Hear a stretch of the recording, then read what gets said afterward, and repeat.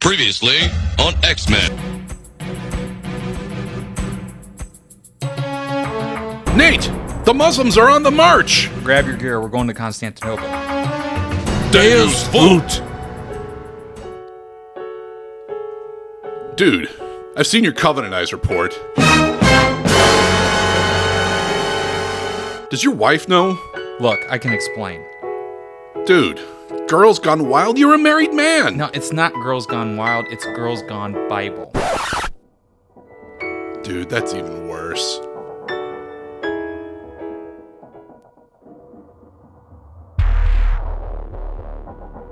I've been doing calculations, and I believe I know when the rapture will take place. Dude, that's great news. When will it be?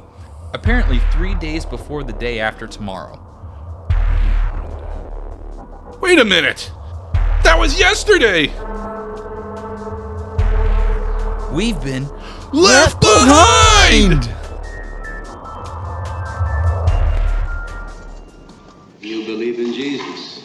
Yes, I do. Well, you're going to meet him.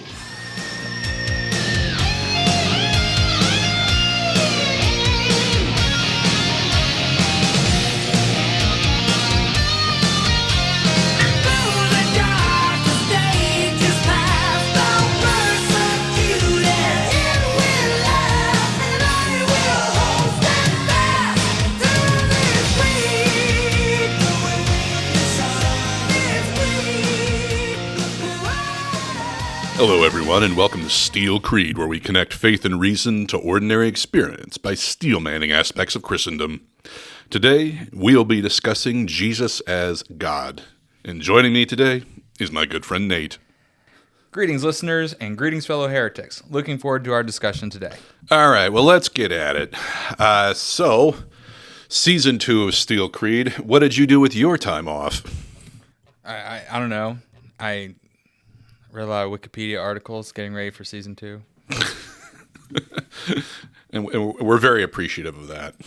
All right, so just to review what we did in Season 1, is roughly what we did was we laid out kind of conceptually how we are going to approach different topics within Christianity, and that's the idea of the conceptual landscape. And in particular, we are giving great stress on the idea of action as opposed to truth, that we're looking at truth is important, but we are looking at truth as an input into action.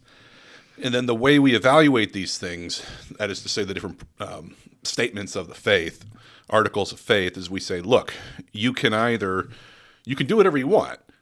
You can either affirm or reject any given proposition, but when you do so, then you have to live by it.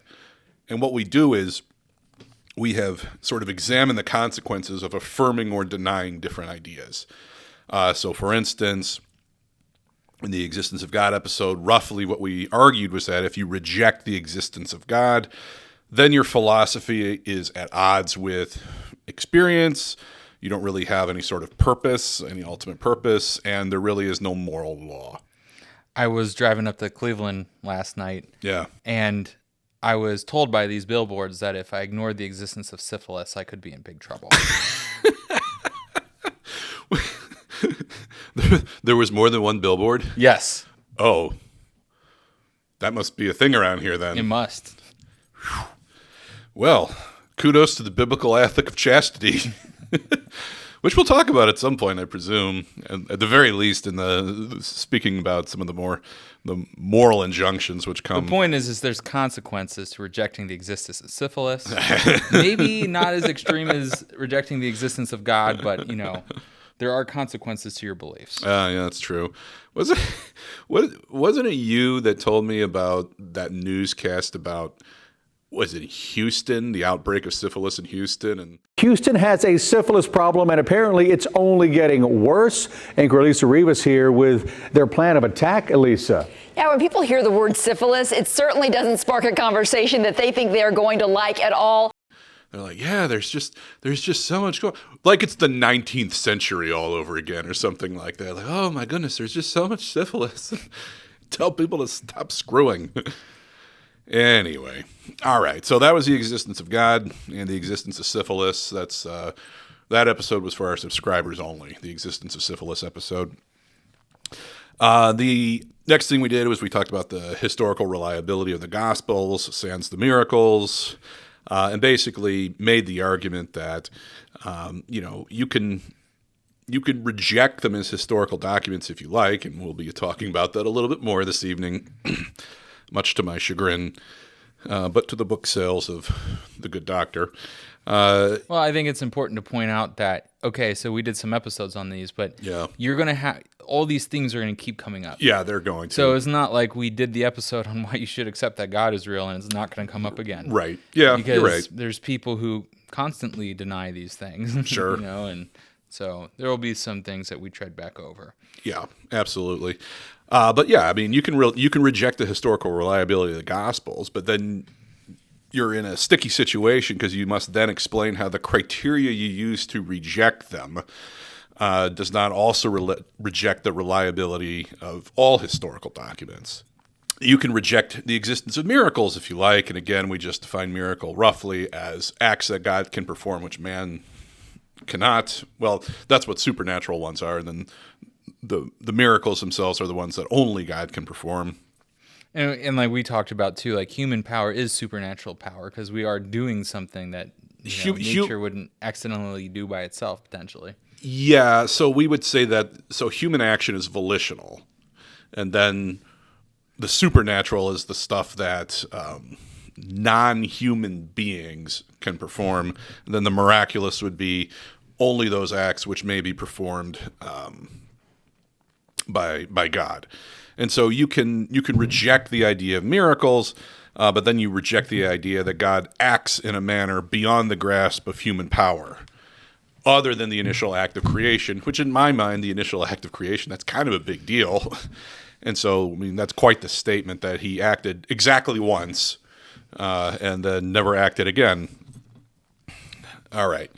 And then finally, the last episode we did was the resurrection, which was, we basically made the argument, which is you can reject the resurrection if you like, but then you must provide a more plausible explanation about what the heck happened there, because there's fairly wide agreement that Christ existed and was executed by the Roman state and died, and the tomb was empty. And so you're going to have to give a more plausible explanation of what happened.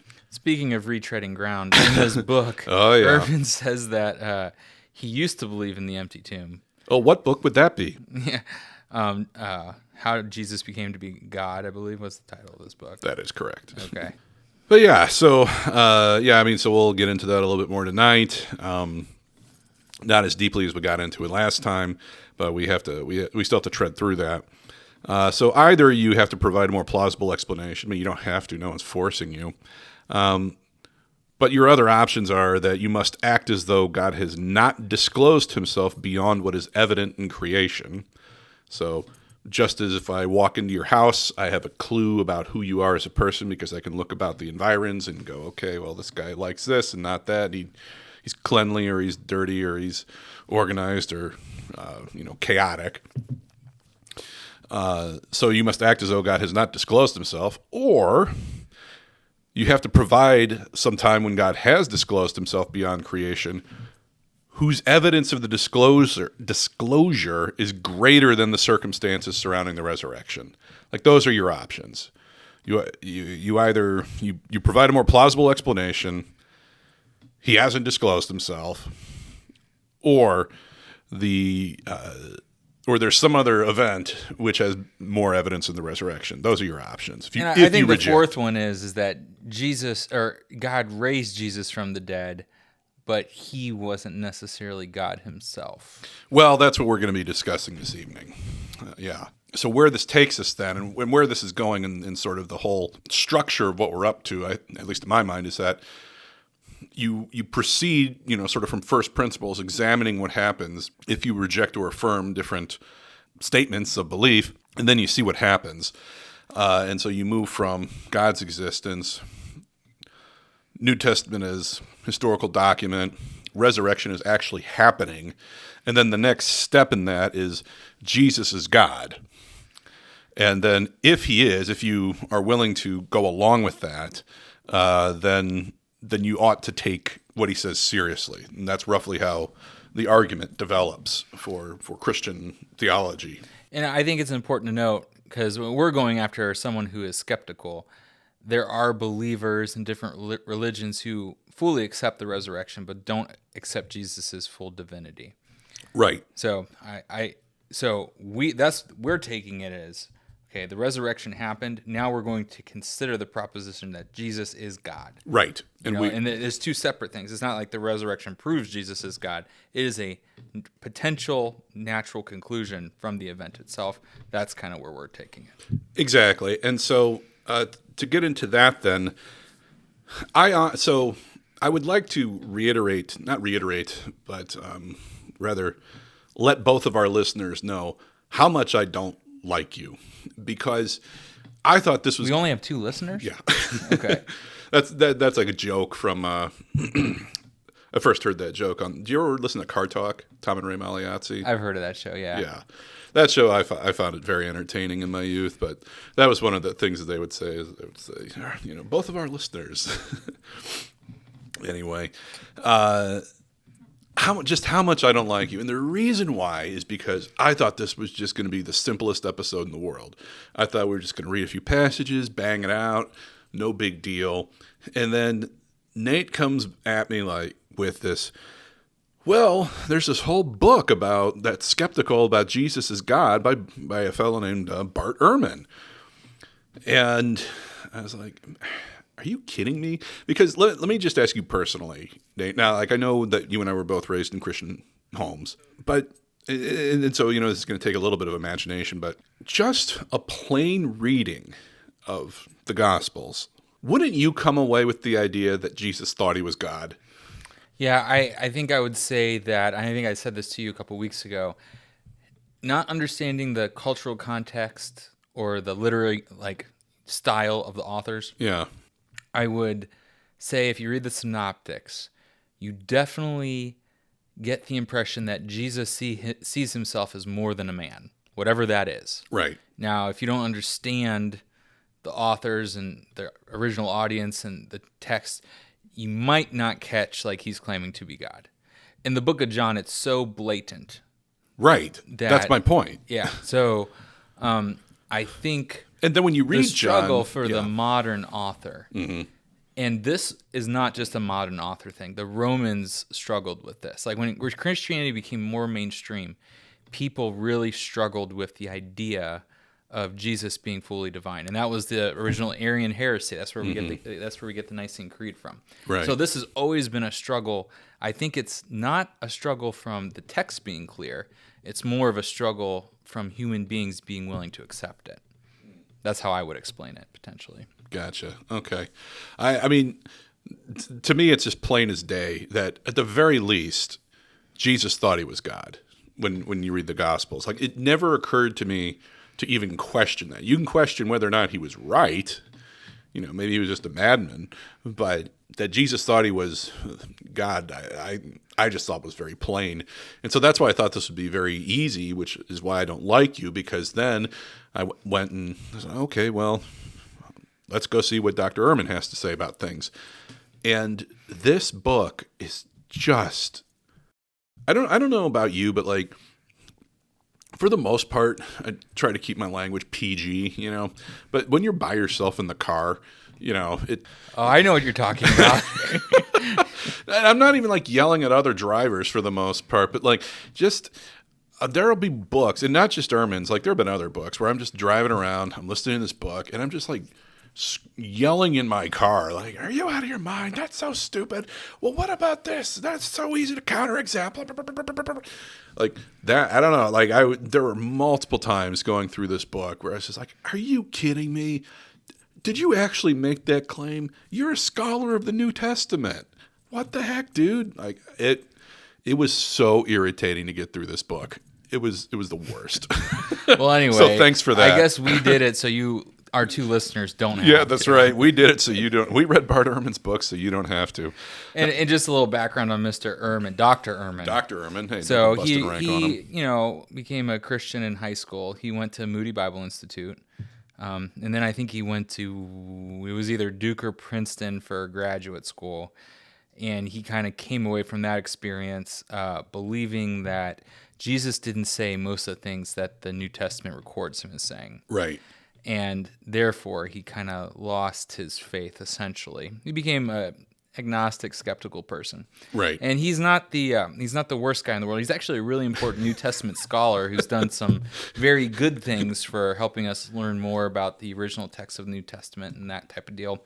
But he makes his money writing books like this and doing NPR interviews. I never get that call from NPR. Yeah.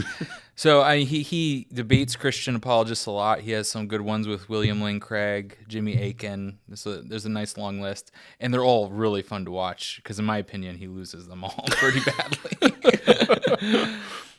But he is very smart, and if you want to be convinced by the things he's saying, you can fall into that potentially. Yeah, well, yeah, I'd have a few remarks on that, but one more complaint about the book. I'll move on with my life. The other thing is that he read the book on Hoopla. Okay. So, well, you did great courses. Yeah, version, okay. Right? I mean, so it wasn't the book itself. It wasn't the book itself. It was the Great Courses text. That came from the book. I mean, I've got the book, and then the content seems very similar. Mm-hmm. But therefore you can hear the intonation of him kind of being like, "Well, what about this and that?" And you're like, "Shut up," And the other thing is he external to us recording these shows, how particular I am about sound, and it's clear he just recorded this in one take. Like you can hear him shuffling his papers. You can hear him having to redo certain lines, and he just does it live. Like it was like zero effort was put in the editing. It's like, so you're here because not only does he go against the idea that Jesus claimed to be God, but he gets at it by basically, making an argument to throw out most of the synoptics. Then he throws out John. Then he throws out and I mean, not that I expected him to be like, if he's not going to say that Jesus thought he was God, I don't expect him to be sympathetic toward ideas like the empty tomb and the resurrection and the Trinity. But he just goes down the list, like just, dismissing all sorts of Christian doctrine right and left to make this claim, and with the flimsiest of arguments, and just altogether the content, the intonation, the lack of audio quality. I listened to an interview where or maybe it was a talk where he talked about recording those Great Courses lectures. Are you? Yeah, trust me, I did my research. How deep does the rabbit hole go? Anyway, what he said was that they bring him into a studio, and they basically put a timer on, and you have to bring your prepared lecture, and you have like a half an hour or whatever to do it. And they put on the red light, and then you have 30 minutes, and you just talk. There's no like takes or editing or anything. You just go in, give the talk. That's it. It's done. Why would you do that? That's how they do it. He was talking about it. So now that you say that, now that you listen to it, because I did not listen to that, I think it's kind of amusing that that's what happened. I'm totally willing to believe that story. Yeah.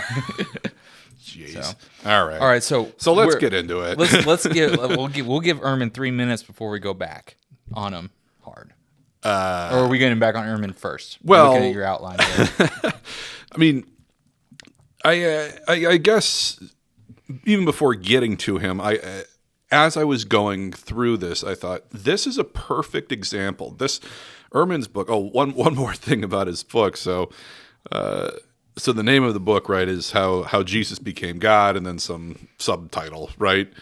Now, are you aware that like the very next year, some theologians came out with a counter book to him called How God Became Jesus? No, that's pretty funny.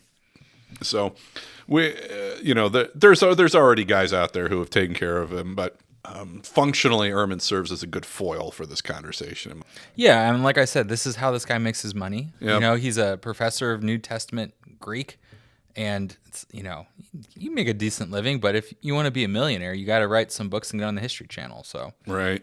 So, but okay, but going through his book, to me, I thought this is a perfect illustration of, in my mind, the power of how we're framing things and the importance of it. And so, again, putting a focus on action, as well as sort of consistency.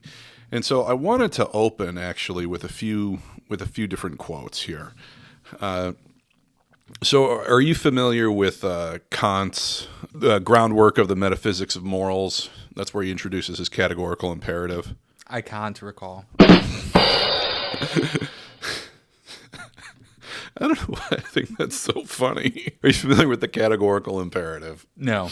Okay, so basically Kant's groundwork of the metaphysics of morals is the closest thing I've ever come across of trying to derive an ought from an is. And I don't think he achieves this, but you still appreciate the work that was done, right?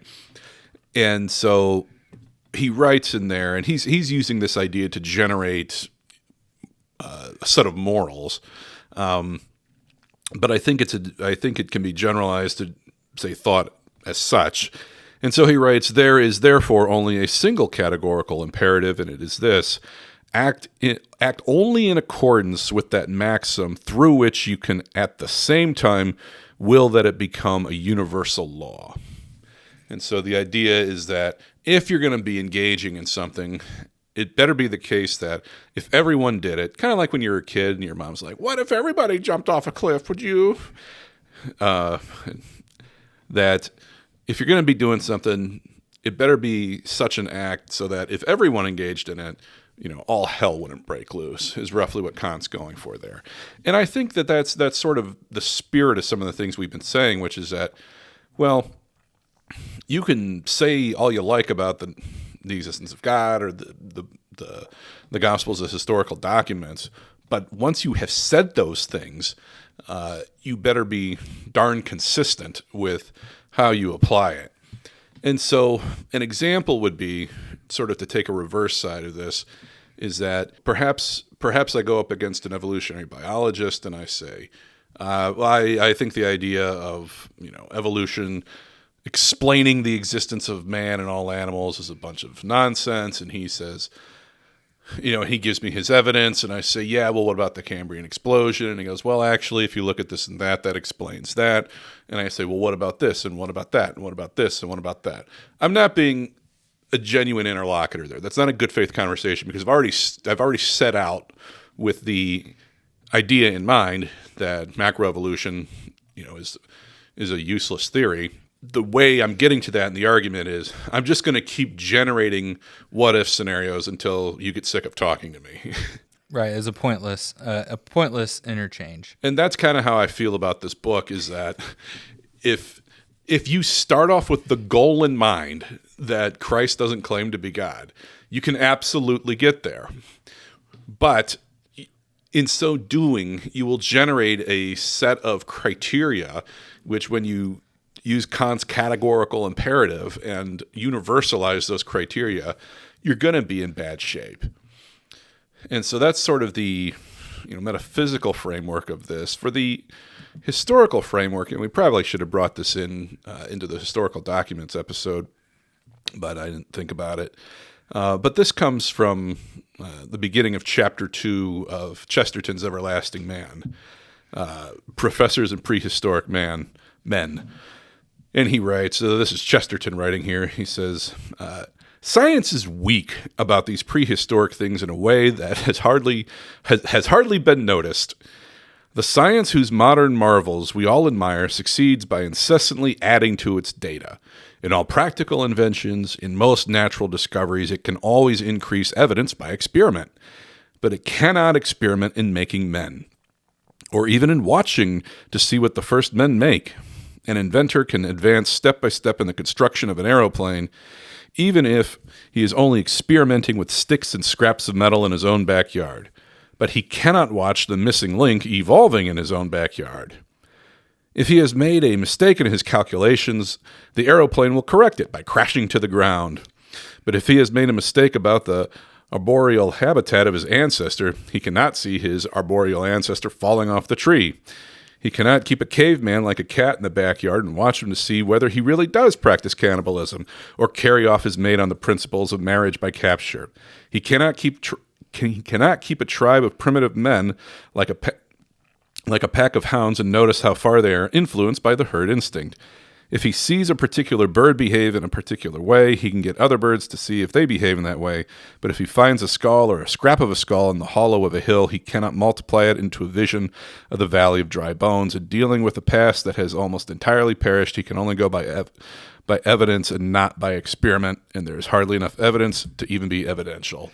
You know, it's crazy. I love that passage. And what's funny is you sent me the notes for this last Sunday or something. Yeah. And I had just read that chapter that evening, the Yeah. evening before. Right. So I wake up I look at what Ian sent me. I'm like, oh, wow. Like, I literally just read this. And what great prose. Yeah. I mean, Oh, yeah. Chesterton is so fun to read. Because he's very entertaining. Because he's having fun with it. I mean, he discusses serious stuff, but he's very playful when And I just think about too. So he's writing in what, the 20s or 30s when he wrote that. Yeah, roughly. So like every 2 years, I used to subscribe to National Geographic when I was a kid. Yeah. My grandpa bought us all that type of thing. Sure. And every couple years, there's like, oh, we found the missing link. Right. And Yep. it's like, wait, you guys just found that 3 years ago. And it's like it never ends. Right. You know, and the assumption that you can make, like, I can understand what happened and how people acted in prehistoric times is, what is the word? Well, it's not very scientific, but it's very presumptuous.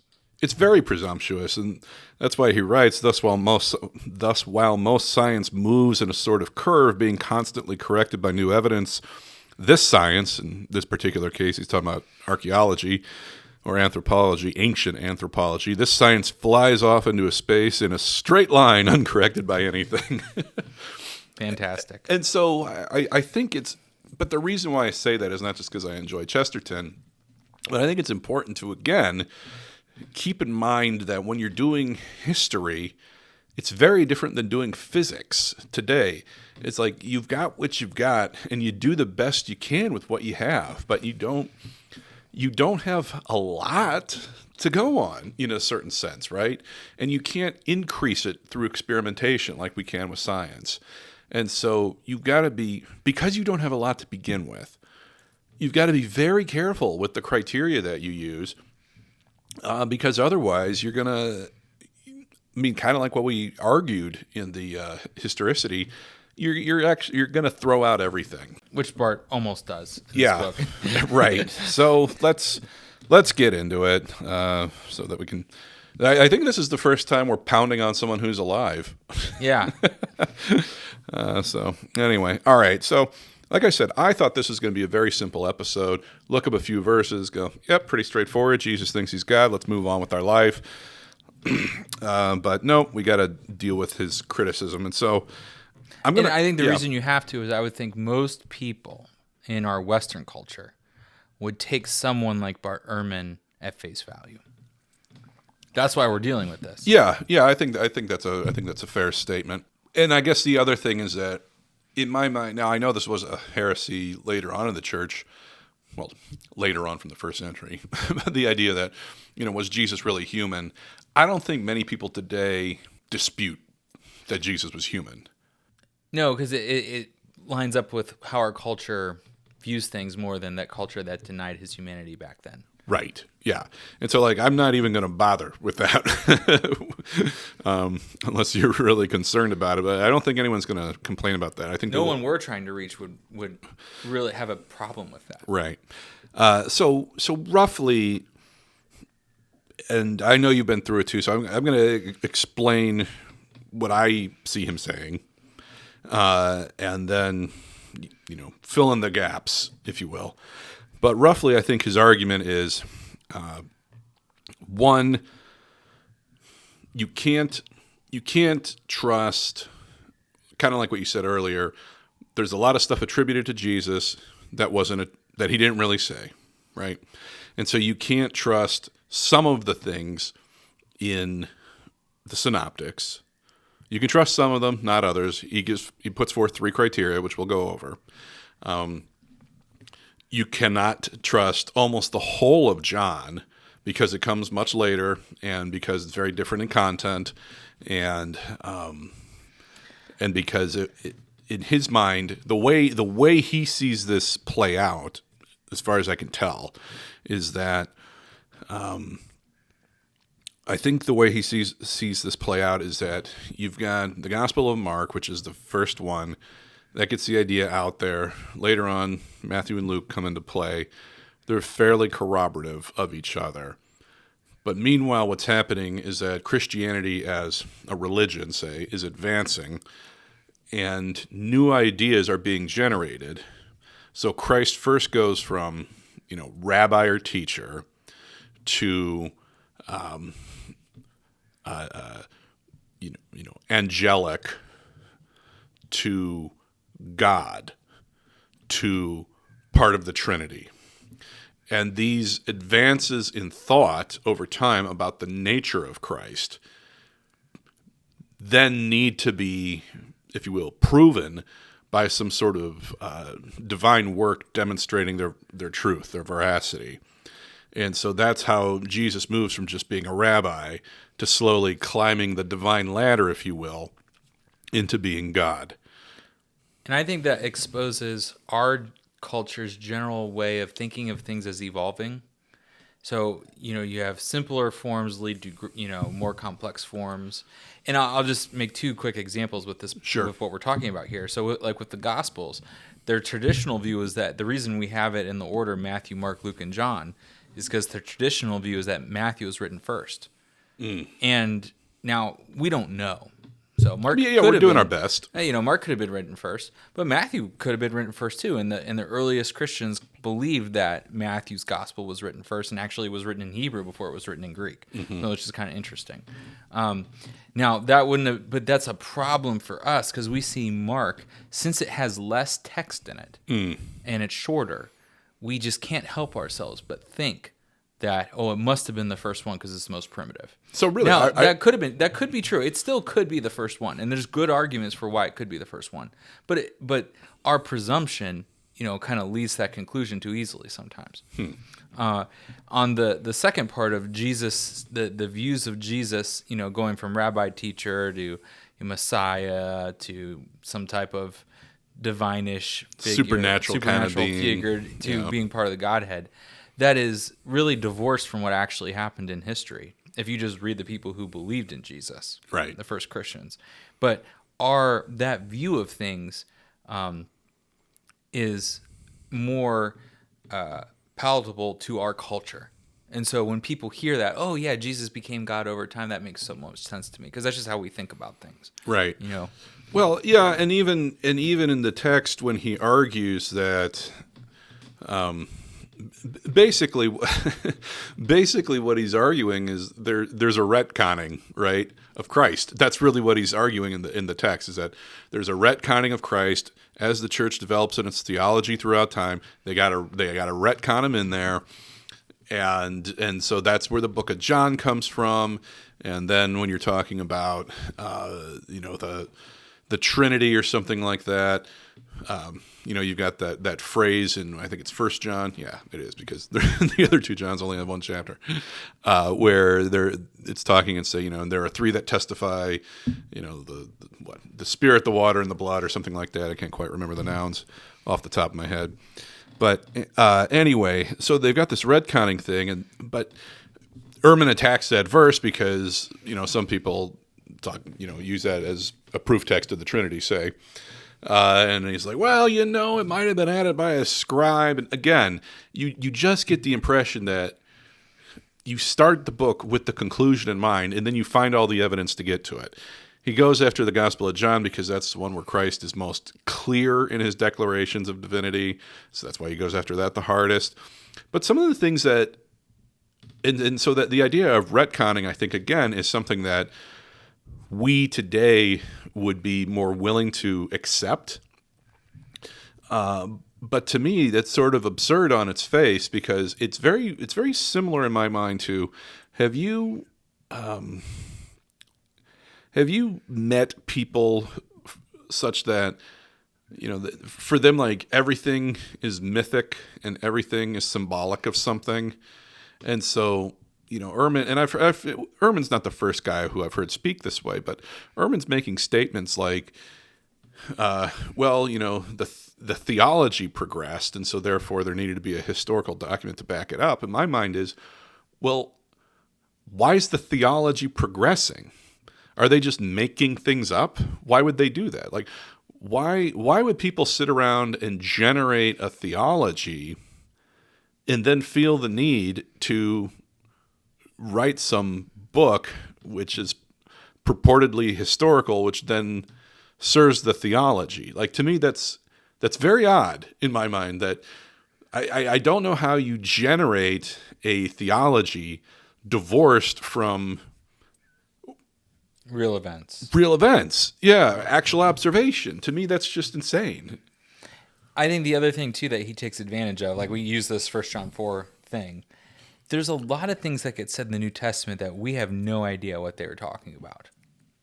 Yeah, but we can still posit an idea. I mean, the whole point. We could, but his point is like, oh, well, now I see this thing, and I can say, since we don't know what they're talking about, why would you be able to, you're reading it and saying that Jesus claimed to be God, but we don't really know what these guys actually believed. Right. Because we can't explain 5% of what they were talking about. Right.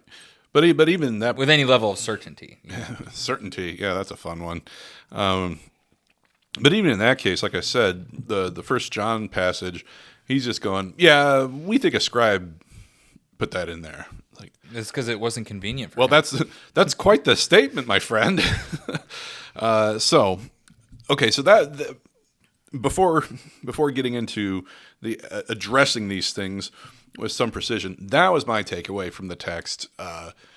What did I miss? What else do you have to say about it? I wrote a couple things Yeah. in here. I'll just read. This is from page 129. I was reading the ebook, so the page numbers kind of get a little whack. So if you have the actual hard copy, it might not be page 129, it might be page 130. But Sure. He said, my interest in this book, however, is on the theological religious question of how and when Jesus came to be thought of as God.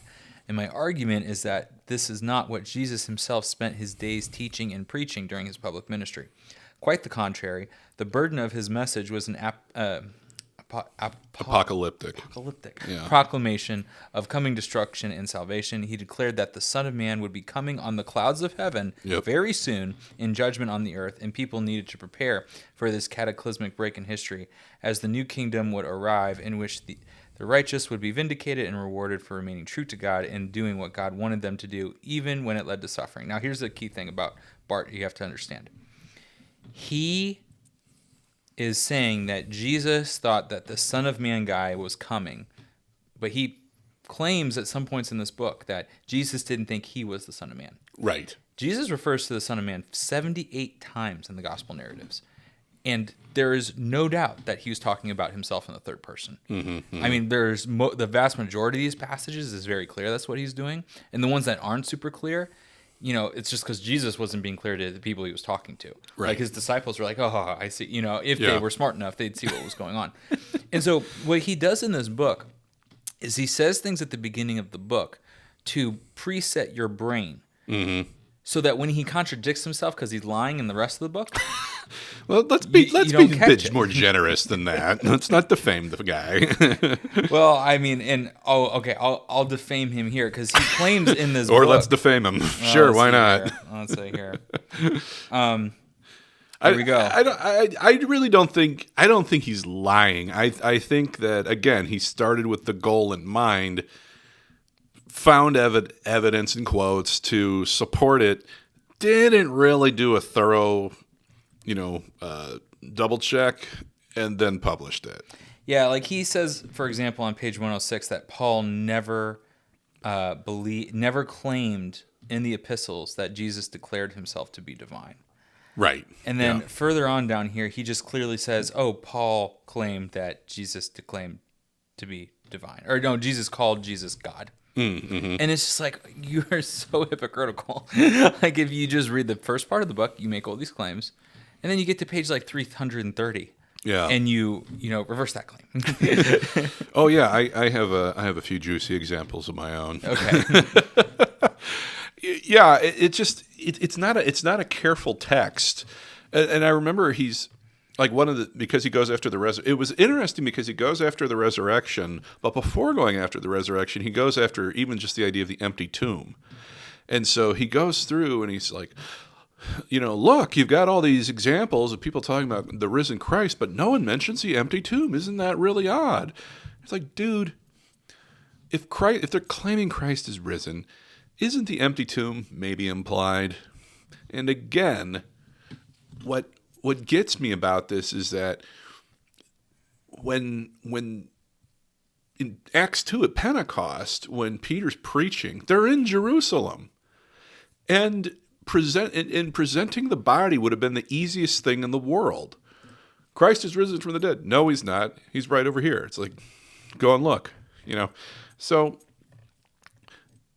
it almost to me, when he was denying the idea of the empty tomb, it almost to me had the feeling of, remember when you were a little kid and you would misbehave and I don't know, you were probably told not to run in the house, but maybe, I don't know, maybe you're jumping on the couch or something like that. And your parents, Nate, get off the couch. And you go, you never said I couldn't jump on the couch. You just said I couldn't run around the house, or something like that.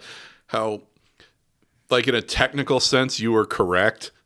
Yeah. Like, it's true. Your parents never told you not to jump on the couch, but you knew darn well you shouldn't be doing it. And that's how that kind of stuff comes off to me. It's like, Bart, come on, man. Like, that's implied. Stop acting like you don't. Well, so we've been ripping Bart, but let's get into some actual gospel passages. Yeah. I suppose we should. So again, let's see. When is the best way to do this? All right. Well, we can start with Mark chapter 2. I'll save some ripping to the end. You're right. We shouldn't front load the ripping. Okay, so Bart Ehrman takes, I don't know, 300 pages or whatever to say that Jesus sort of became God because church committees decided on theology and then retconned it in. All right. We here at Steel Creed disagree. And so to demonstrate this, I've kind of broken up the passages I'm going to go through here into different sections. And it should be noted that, again, I used Josh McDowell's evidence that demands a verdict as my primary source to help organize these things, because let's face it, that book is just the GOAT. Turn off the show and go read that. Come on, you'll be better off. But here's the thing: is that what I'm going to say here, these passages that I'm reading, it's not the case that they're all concentrated in John. So let's. And I'll say one thing before you get into reading the passages. Yeah. One thing that I've learned in my studies over the last couple of years is that you can't get out the first chapter or two of each gospel if you understand what the person is writing and not clearly see that the point of the gospel author's intent is to claim that Jesus is divine. Right. Yeah. Among other things. And that's, but yeah. that's a little bit of subtext. It's not in John. It's just like right there. Right. But if you know how to read Mark, if you know how to read Luke, if you know how to read Matthew, right. It's pretty right up front, blazing, glaring. Right. Most of these people were Jewish who were being written to, and they're like, oh, okay. So we're gonna go through some of this stuff, and we might do a separate episode on that someday, just to go into the weeds, but. I don't think you can get out the first couple chapters of any of the Gospels without coming away with that conclusion that that's what they're setting up. Right, yeah. And so here we go. I mean, basically the next hour and a half is just going to be me reading a bunch of passages from the Gospels. And I'm going to give you some commentary. Because Ian and I made separate lists, and our lists obviously have a Venn diagram there that's pretty tight. Right. But I have my own comments on some of these verses. All right. I'm interested. This will be fun then. Okay, so the first one's kind of a one-off, but I still think it's fun. That when he was baptized, so now we're in Luke 3:21. So now when all the people were baptized, Jesus was also baptized. And while he was praying, heaven was open, and the Holy Spirit descended upon him in bodily form like a dove. And a voice came from heaven, "You are my beloved Son, in you I am well pleased." Okay. So that's in... So he's the Son of God. Yep. And this goes back to understanding what that means, and we won't go into it right now. So not a very clear, but he's not just some guy, right? I mean, that I didn't see a dove descending on anyone else. Yeah. So was getting he's not baptized just there. some guy. He's not just some angel messenger. He's something other. He's in a category by himself. That's the very least you have to take away from that verse. Right. Or here's the other thing, though. Like, again, with each of these, and this is why the Ehrman's text just seems sloppy to me, because with any one of these things that I'm going to read, okay, fine. If you took it by itself, I can see being able to explain it away. So, for instance, the phrase "son of God" we know can apply to men as such, right? We're all sons of God, for instance. And you could say that Luke was writing dramatically, and really, Jesus is he's just like the rest of us, and that sort of thing. Yeah, okay, fine. But that one was just a fun one. So, Well, and this gets into the John 10 discourse also. right, which do you have it in your notes somewhere? yeah. Mhm. Okay. Yeah. So I'm like I said, I've broken this into a few different sections, and again, there's more. There's plenty more where that came from in McDowell's book. So the next part, so that one's just kind of a fun one. But the next thing is that Jesus makes some pretty grand claims. And so starting in Mark 2:5, so what do we got here? This is where the paralyzed man gets healed. And it says, "And Jesus, seeing their faith, said to the paralyzed man, 'Son, your sins are forgiven.' But some of the scribes were sitting there and thinking it over in their hearts. 'Why does this man speak that way? He is blaspheming. Who can forgive sins but God alone?'" So, And what does Jesus say? Jesus doesn't deny. immediately Jesus, aware in his spirit that they were thinking that way within themselves, said to them, "Why are you thinking about these things in your hearts?" And they said, "Huh? Who? No. Yeah. Which is easier to say to a paralyzed man, 'Your sins are forgiven,' or 'Get up, pick up your pallet, and walk'? But so that you may know that the Son of Man," hey, look at that, "has authority on earth to forgive sins," he said to the paralyzed man, "I say to you, get up, pick up your pallet, and go home." And he got up and immediately picked up his pallet and went out in the sight of everyone, so that they were all amazed and glorifying God, saying, "We have never seen anything like this."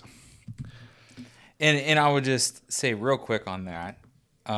So what you have going on there in Mark, so that's the beginning of chapter 2 of Mark. And remember, they didn't have chapter breaks in these things. Correct. So the beginning of the book of Mark is the beginning of the gospel of Jesus Christ, the Son of God. And the Son of God was a term used for Caesar, Mm-hmm. So you're starting off the first words like Jesus Christ, the Son of God. So you're putting on the same level as Caesar. Then it has, "as it is written in Isaiah the prophet." And this is actually a verse, I believe, from Malachi and Isaiah mixed together. "Behold, I am sending my messenger before your face, who will prepare your way. The voice of one crying in the wilderness, prepare the way of the Lord, Yahweh, makes his path straight." That's in all four Gospels. It's referring to Jesus. Mm-hmm. And if you just understand, and the hits just keep coming, And so then you get through the first couple chapters of Mark. The first chapter of Mark is the first time it is ever recorded in the Bible of someone demons being driven out. And Jesus does this. And gets back into the coming of the kingdom. But this is not just a normal guy. And actually, he is Yahweh. And Mark crescendos at the end into that thing. But chapter 2 there, that story about the blaspheming, that's just another huge hit. It's stating the obvious up front. Right. Like we are hitting you with stories so that you can understand who Jesus is. So it's being very clear about his divinity. Yeah. Again, like I said, a plain reading of the text, I just don't see how I don't see how you cannot come away with Christ thinks he's God, and the gospel writers certainly do. All right, sorry, continue. I'm just adding my you're fine. peanut gallery here. Come on, man. You're the co-host. You can do whatever you want. I'm stealing your creed. Or is it the other way around? I keep forgetting. Okay. Anyway. Mark 13:31. "Heaven and earth will pass away, but my words will not pass away." How about Luke 7:48? I think that's a parallel passage. Let me check my notes. No. It's not? It's a different one? No, this is when the woman is pouring Ooh, very perfume nice. on him and wiping his feet with her hair. And he said to her, "Your sins have been forgiven." So this is a different time when he says that. That's a different time he said your sins are Yeah. forgiven. And those who I were missed that one. reclining at the table with him began saying to themselves, "Who is this man who even forgives sins?" And he said to the woman, "Your faith has saved you. Go in peace." And we're going to go to John. Oh, no, not John. It was written so late. Oh, how can we even think about it? All right, so John 14, 1 through 9. Do not let your heart be troubled. Believe in God, believe also in me. In my Father's house are many rooms. If that were not so, I would have told you, because I am going there to prepare a place for you. And if I go and prepare a place for you, I am coming again and will take you to myself, so that where I am, there you will also be. And you know where I am going. Thomas said to him, what? Lord, we do not know where you are going. How will we know the way? I like Thomas. Mm-hmm. Jesus said to him, I am the way, the truth, and the life. No one comes to the Father except through me. If you had known me, you would have known my Father also. From now on, you know him and have seen him. Philip said to him, Lord, show us the Father, and it is enough for us. Jesus said to him, have I been with you for so long, and yet you have not come to know me, Philip? The one who has seen me has seen the Father. How can you say, show us the Father? Oh, wow. Can you skip down to verse 28 and read that? Sure. Yes. You have heard that I said to you, I am going away, and I am coming to you. If you loved me, you would have rejoiced, because I am going to the Father, for the Father is greater than I, and now I have told you before it happens, so that when it happens, you may believe. So, Ian, isn't the Son less than the Father, so how could he be fully divine? Well, again, earlier in the passage, he equates himself with God. I am in the Father, and the Father is in me. I mean, that Venn diagram, baby. This shows you that we're lay people, because in my notes, I wrote that verse down and said, we have to find an answer for that, and I didn't find one. But it doesn't matter. Just look. What are you talking about? What's wrong with that? What's wrong with that? I'm in the Father, and the Father is in me. Oh, I don't have a problem with that one. Oh. I was talking about the end of chapter 14, where it's like the Father is greater than I. Uh-huh. That's one thing that people like Bart will point out. Well, again, I'm willing. Taken in isolation, you can heckle with some of these verses. I'm not willing to dispute that. But my point is, taken as a whole, with the preponderance of the evidence is clearly in the direction that Christ claims to be God. And so, all right, thus ends Jesus making grand claims. But the point that I'm trying to make here is that, did Jesus think he was God? Well, he certainly said some outrageous stuff, claiming to forgive sins, claiming that, can you imagine going to your boss at work? Nate, thank you very much for the figures. These look good. Did you double check this and that? And you say to your boss, heaven and earth will pass away, but my spreadsheet will remain. Like, what a ridiculous thing to say, right? I mean, you can make the argument that Christ is a madman, but you cannot deny that he makes extraordinary claims. Okay, so that's section 1. Here's the next section. Jesus receives worship. Before you get to the first one, Yeah.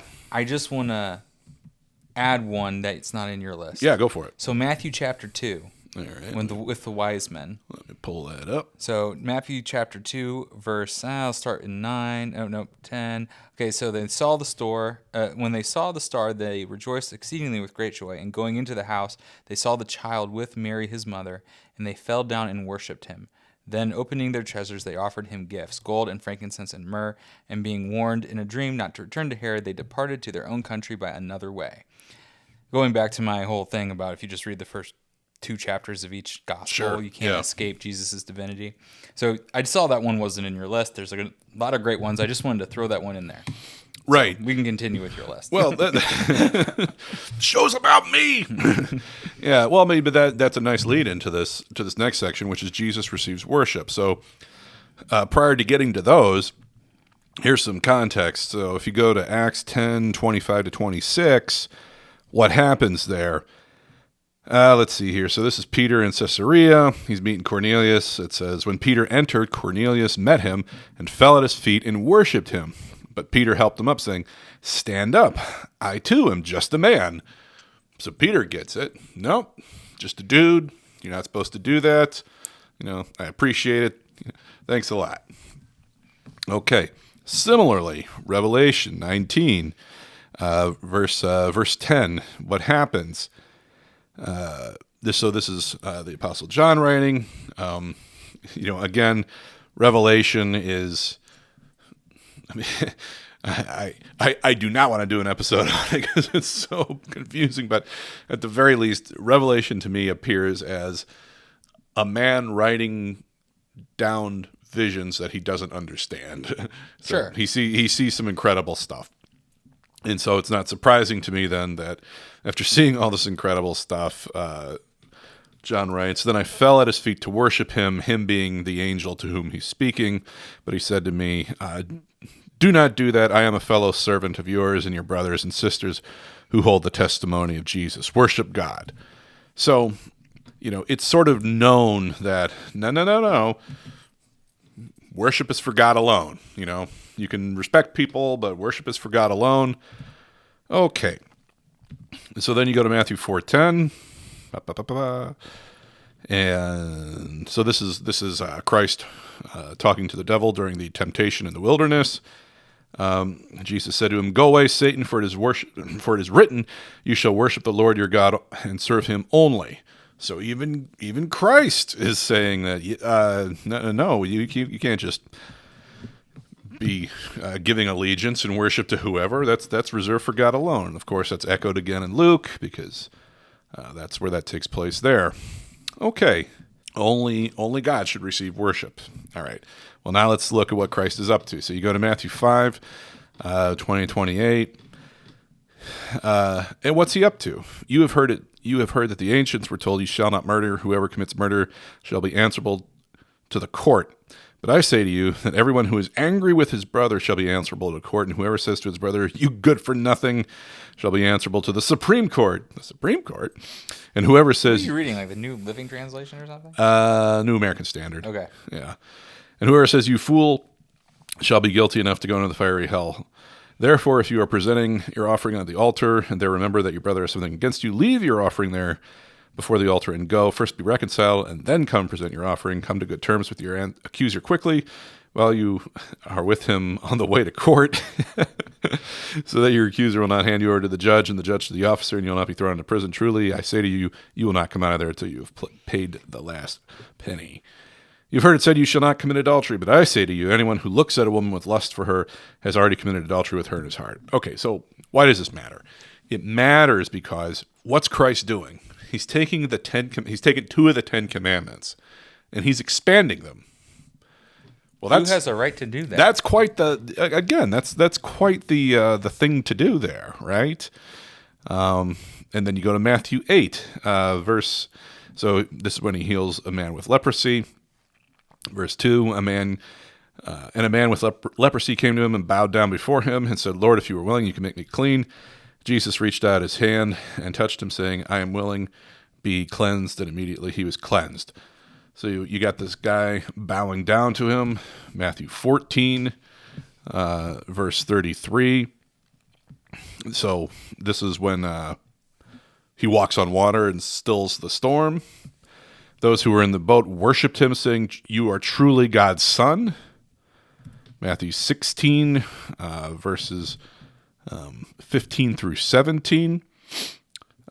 He said to them, but who do you yourselves say that I am? And what does Simon say? You are the Christ, the Son of the living God. And Jesus said to him, blessed are you, Simon Bar-Jonah, because flesh and blood did not reveal this to you, but to my Father who is in heaven. So he accepts the worship and testimony of Peter. And then, if you go and look at Acts 2, verse 36, Peter doesn't back down from this because Peter says it straight up in the Sermon on Pentecost. He says, therefore, let all the house of Israel know for certain that God has made him both Lord and Christ, this Jesus whom you've crucified. So Peter reaffirms his his statement about Christ. And the thing is, you have to understand that the Messiah, which is Christ, so Christ is the Greek word for Messiah, Right. that was not necessarily understood. And actually, Bart Ehrman in his book does a very good explanation about the different views of the Messiah in first century Judaism. Yeah. You know, and he's like, okay, so the Messiah wasn't necessarily supposed to be God coming to earth. And so when Peter says he's both Lord and Messiah, he's Right. saying he's both God and Messiah. Yes. You know, and that's part of that declaration there. Exactly. Okay. John chapter 9, verse 35. Jesus heard that they had put him out, and upon finding him, he said, "Do you believe in the Son of Man?" This him here is a fellow that he just healed earlier in the chapter. He answered by saying, "And who is he, sir, that I may believe in him?" Jesus said to him, "You have both seen him, and he is the one who is talking to you." And he said, "I believe, Lord," and he worshipped him. So Jesus accepts yet more worship. Added by a scribe. I said added by a scribe. Yeah, right. Everything I don't like is added by a scribe, Ehrman. I hope we're not sued for this. Let's see here. John 20, 27 to 29. Then he, so then this is after the resurrection, goes to the upper room. Thomas, had doubted earlier, and he said to Thomas, "Place your finger here. See my hands, and take your hand and put it into my side, and do not continue in disbelief, but be a believer." Thomas answered and said to him, "My Lord and my God."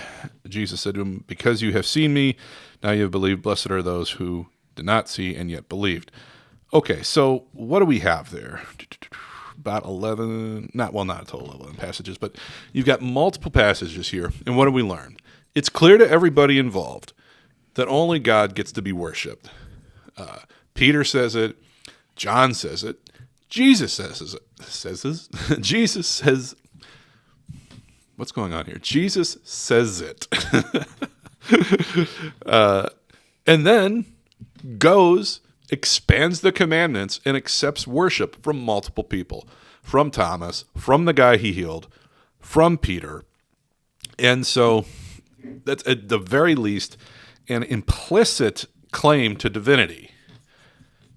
So, not sure how he missed that. Okay. So those are the examples of Christ receiving worship. But then, to me, I tried to arrange this in ascending order of power here. But this goes back to one of the most important points of our show, and that is the idea of action. And so how did people act toward him? So we know from those passages that apparently Thomas thought he was God. The man who he healed thought he was God. Peter thought he was God. But even if people didn't think that he was God, they sure acted like he claimed to be God. And so for this, let's go back to Leviticus 24, 13 through 16. Well, we'll start at 10. So Leviticus is good for something, is what you're going to probably say. Though Leviticus and Numbers get a bad rap, but there's some interesting stories in there. Because I think, isn't Numbers the one with the story of Balaam and Balak? I can't remember. I think that's where that one is. That's such a fun story. All right, so it says, this is starting in verse 10. Now the son of an Israelite woman, his father was an Egyptian, went out among the sons of Israel, and the Israelite woman's son and an Israelite man had a fight within the camp. And the son of the Israelite woman blasphemed the name and cursed, so they brought him to Moses. Then they put him in custody, waiting for Moses to give them a clear decision in accordance with the command of God. Then the Lord spoke to Moses, saying, "Bring the one who is cursed outside the camp, and have all who heard him lay their hands on his head. And then have the congregation stone him. You shall also speak to the sons of Israel, saying, If anyone curses God, then he will bear the responsibility for his sin. Moreover, the one who blasphemes the name of God must be put to death. All the congregation shall certainly stone him. The stranger as well as the native, when he blasphemes the name, shall be put to death." All right, So don't curse God's name. Don't blaspheme. Don't be screwing around. Keep what is most holy, holy, right? Okay, so that's the setup. one more text, Leviticus 21:10. We're hitting Leviticus twice. What do you think of that? All right. The priest who is highest among his brothers, on whose head the anointing oil has been poured, and who have been consecrated to wear the garments, shall not uncover his head, nor tear his clothes. All right. And then some other things. Don't approach dead people, whatever. But that's the important thing. The high priest is not to uncover his head or tear his clothes. Just keep that in mind. And then head over to Matthew 27, verse 43. So at this point,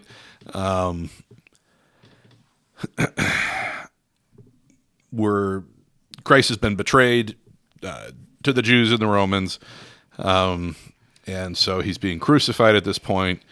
And it says, in the same way, chief priests also, along with the scribes and elders, were mocking him and saying, he saved others, he cannot save himself. He is the King of Israel. Let him now come down off the cross, and we will believe in him. He has trusted in God. Let God rescue him if he takes pleasure in him. For he said, I am the Son of God. And so here you have the testimony of the scribes and elders going, what an idiot. He said he was the Son of God, and yet he can't help himself off the cross. Well, I think we need to go back to, and maybe you're getting there. I think you're getting there. Never mind. Keep going. Okay. Go to Mark 14, verse 61. Okay, so he's being interrogated at this point by the chief priest, the high priest. Then the high priest stood up and came forward and questioned Jesus, saying, do you not offer any answer for what these men are testifying against you? But Jesus kept silent and did not offer any answer. Again, the high priest was questioning him and said, are you the Christ, the Son of the Blessed One? And Jesus said, I am. And you shall see the Son of Man sitting at the right hand of power and coming with the clouds of heaven. Tearing his clothes, the high priest said, what further need do we have of witnesses? You have heard the blasphemy. How does this seem to you? And they all condemned him as deserving of death. And some began to spit on him and to blindfold him and to beat him with their fists and say to him, prophesy! Then the officers took custody of him and slapped him in the face. And so this is the point, right? If Christ was really saying things like, I'm the Son of God, but we're all sons. Man, we're all sons of God. Puff, puff, pass, man. We're all sons of God. They're not acting like it. The high priest and the scribes, they're not acting like he's speaking colloquially. They're not acting like he's speaking in generalities. The high priest goes ahead and tears his clothes, which he's not supposed to do. And so this Mark 14 deal, so we got two things here. He claims to be the Son of Man, and he uses the I am statement. Right. Now, remember from Bart's thesis, he said Jesus claimed that the Son of Man would be coming on the clouds of heaven very soon in judgment on the earth, etc. And he doesn't identify that Jesus claimed to be the Son of Man. But what's interesting is that you have the I am statement in Mark, but in the parallel passages of Matthew 26 and Luke chapter 22, he doesn't make the I am statement. Right. But he does claim to be the Son of Man coming on the clouds. And that is a reference to Daniel chapter 7. Right. And this is a rabbit hole that we're not going to go down in this episode because I tried to throw this past Ian and his mind blew up.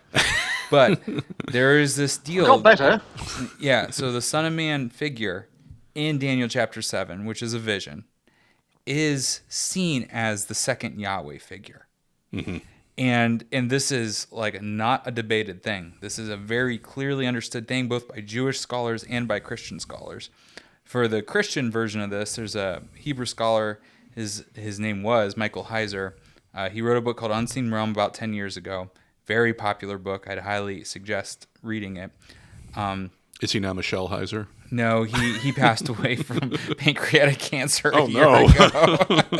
But the Jewish guy, his name is Alan Siegel, is one of the best Jewish scholars in the 20th century. But he wrote a book about this called The Two Powers in Heaven: Early Rabbinic Reports About Christianity and Gnosticism. And basically what he talks about is that Judaism had this I don't know what the exact word is, but kind of like this, what we call a Trinity, biety, I don't know, binary, this Right. binary that there is two Yahweh figures in the Old Testament. And Jesus very clearly fills that role as the second Yahweh figure. And that's why people say, like, for example, Mark is the only version of that story where he takes the I am statement, which we're going to get into here in a second. Right. But you don't need the I am statement because he claims to be the cloud rider. The cloud rider, yeah. And that is completely unacceptable, and that is blasphemy to those high priests. Right. So, Well, again, yeah. but even in the absence of the I am statement, my point is they're all acting as though he has said the unsayable. Yes, they definitely are. They don't care if he's the Messiah. They want a Messiah. Right. They really are pissed off that he claims to be God. Right. Yeah, exactly. And as you said, in their mind, Christ as, or not Christ as, but like Messiah versus God, they're not necessarily equated in their minds. And so, yeah, again, we're all about action on this show, and they're all acting like he said some, quite the statement, but based on their actions. So then you go into John. So going past the healing at Bethesda. So this is again, pick up your pallet and walk. But after that, in the John passage, and this is in John 5. Verse 18, for this reason, therefore, the Jews were seeking all the more to kill him, because not only was he breaking the Sabbath, he was also calling God his own Father, making himself equal with God. Therefore Jesus answered, saying to them, truly, truly, I say to you, the Son can do nothing of himself, unless it is something he sees the Father doing. For whatever the Father does, these things the Son also does in the same way. For the Father loves the Son and shows him all things that he is doing, and the Father will show him greater works than these, so that you will be amazed. For just as the Father raises the dead and gives them life, so the Son also gives life to those whom he wishes. For not even the Father judges anyone, but he has given all judgment to the Son, so that all will honor the Son, just as they honor the Father. The one who does not honor the Son does not honor the Father who sent him. And so, again, we have Christ, making himself equal with God in this passage. So you mentioned the I am passage, right? So from whence comes that? Well, that is the passage in Exodus 3. So this is Exodus 3, verse 14. And we have to, for my sake, go back to verse 2. Okay. Because we got to hit Ehrman on this. In the John passage? No, in Exodus 3, verse 2. Well, then go there. Let's see here. The angel of the Lord appeared to, well, if we're going to go to 2, let's go to 1. Okay. Moses was pasturing the flock of his father Jethro before he found oil and moved to Beverly Hills, the priest of Midian, and he led the flock to the west side of the wilderness and came to Horeb, the mountain of God. Then the angel of the Lord appeared to him in a blazing fire in the midst of a bush, and he looked, and behold, the bush was burning with fire, yet the bush was not being consumed. So Moses said, I must turn aside and see this marvelous sight, why the bush is not burning up. Then the Lord saw that he turned aside to look.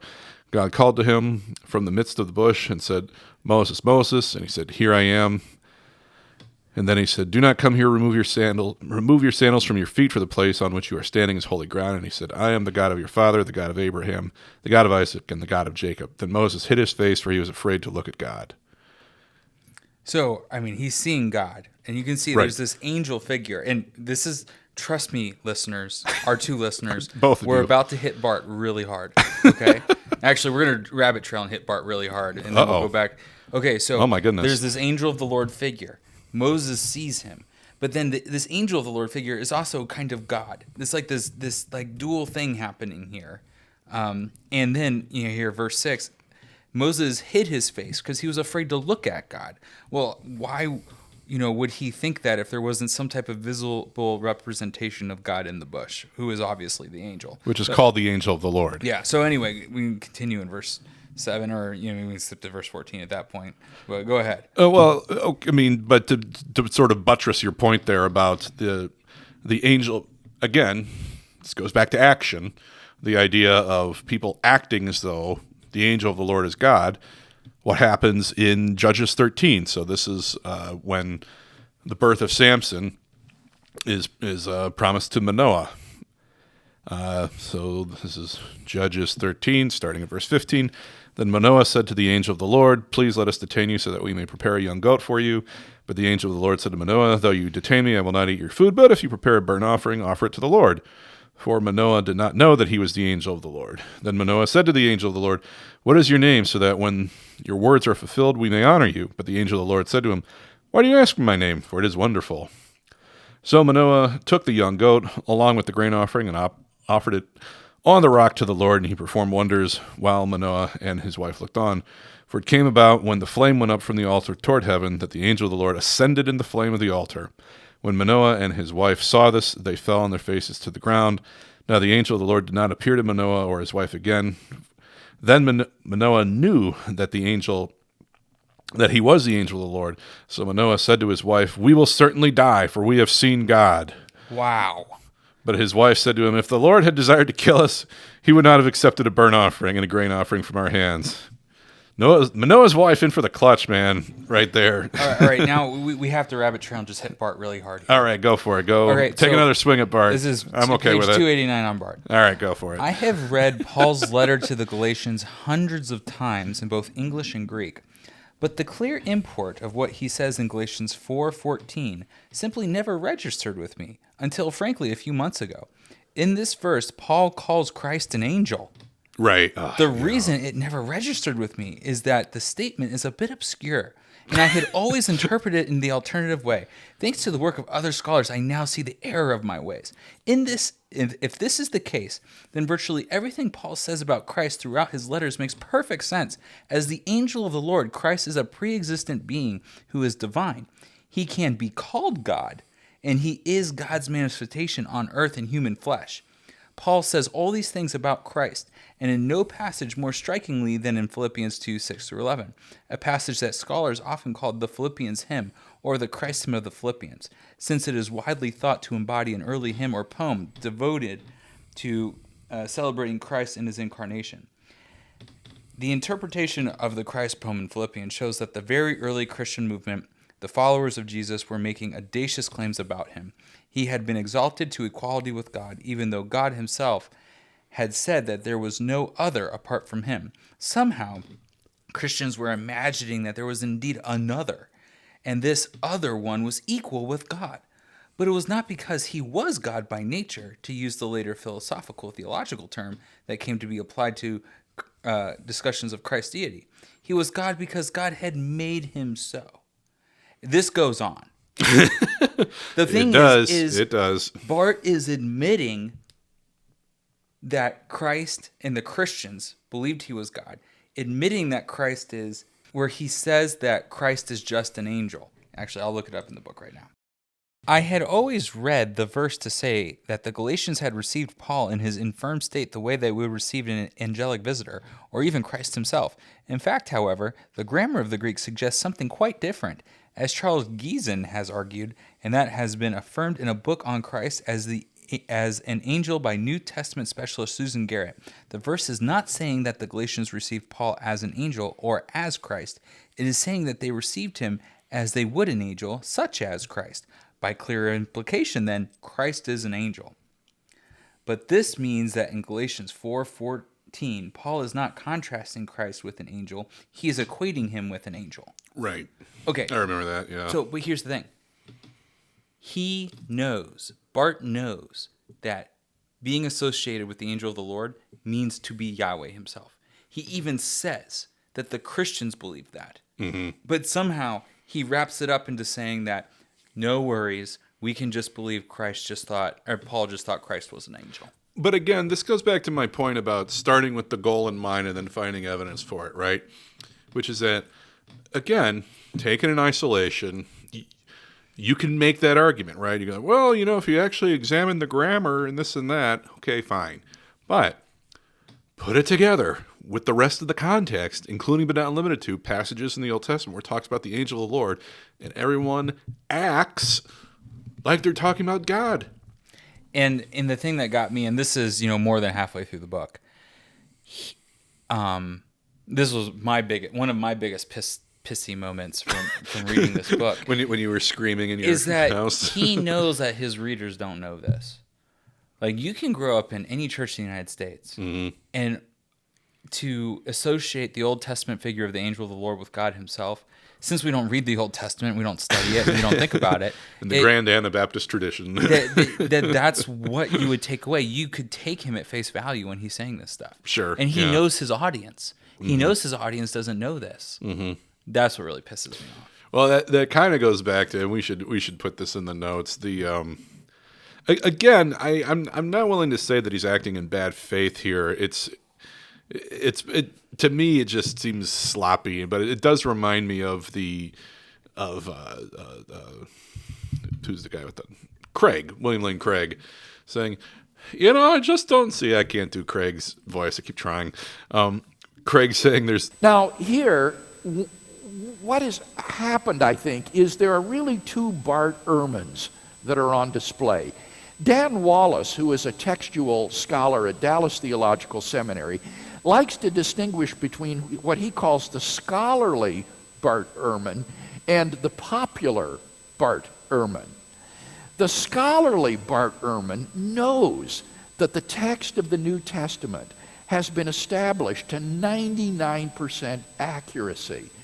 Now, as I say, the scholarly Bart Ehrman knows this.